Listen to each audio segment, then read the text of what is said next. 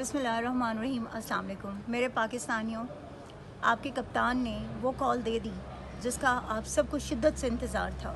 इस पूरी पाकिस्तानी कौम ने जो फस्तायत, जो फ़िरौनियत बर्दाश्त की है 9 मई से लेकर अब तक, ये 1.5 साल का अरसा, इस अरसे में हमारी ख़वातीन, हमारे बुज़ुर्ग, हमारे नौजवान, हमारे बच्चे सब जुल्म का शिकार हुए।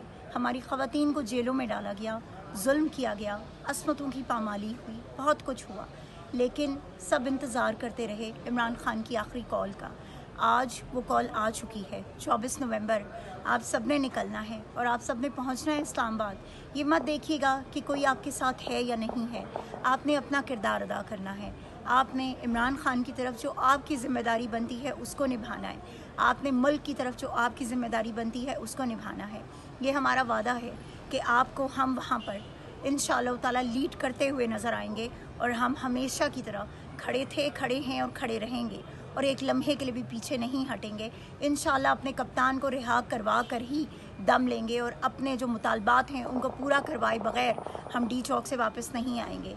अल्लाह ताला आप सबका हामी और नासिर हो। आपसे 24 नवंबर को इस्लामाबाद में मुलाकात होगी। इमरान ख़ान जिंदाबाद, पाकिस्तान पाइंदाबाद। कौन बचाएगा पाकिस्तान?